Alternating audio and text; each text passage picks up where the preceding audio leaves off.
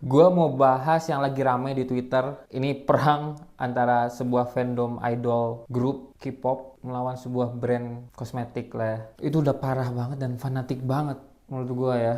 Orang yang lagi nge-live diserang padahal nggak salah apa-apa gitu. Sampai dihina fisiknya. Orang lagi kerja, lagi nyari duit, dihina fisiknya tiba-tiba dia nggak salah apa-apa. Nah, tapi gue mau bahas dari sisi marketingnya. Gue mau menganalisa, kita analisa singkat, tipis-tipis aja lah ya.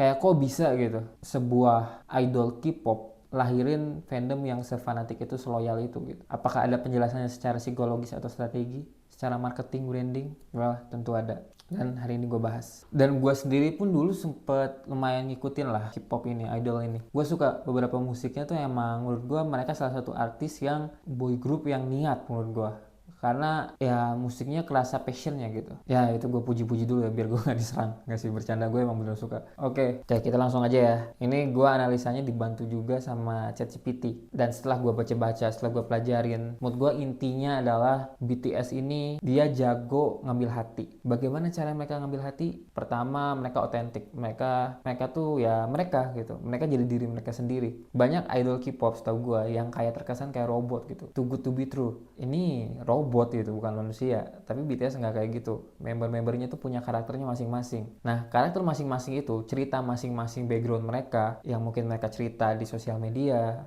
lewat interview, bla bla bla, itu bikin orang relate. Nah, karena relate itu, orang jadi kayak timbul rasa emosional yang bikin mereka kayak, wah gue sama kayak V misalkan, gue sama kayak Jungkook. Jadi yang bikin mereka kayak kita nggak beda jauh sama BTS gitu. Itu secara alam bawah sadar bahkan bikin orang ya kerasa lebih deket aja karena relate. Nah, selain itu yang gue tangkap, Hype dan BTS itu sangat fans oriented. Kayak mereka terkesan sangat dekat dengan fansnya gitu. Mereka kayak sering nyebut ARMY, mereka sering interaksi, entah itu by live, entah itu by sosial media, atau by apapun lah. Intinya mereka aktif lah. Jadi fans pun ngerasa komunikasinya dua arah, bukan satu arah doang. Walaupun dua arahnya agak sedikit fana ya. Jadi kalau lu sebagai public figure atau apapun itu yang tampil di depan kamera, lu artis atau apapun itu, orang akan lebih banyak yang suka, banyak ke fans ketika lu relate gitu dengan banyak orang, ketika lu punya karakter, ketika lu punya backstory, ketika lu punya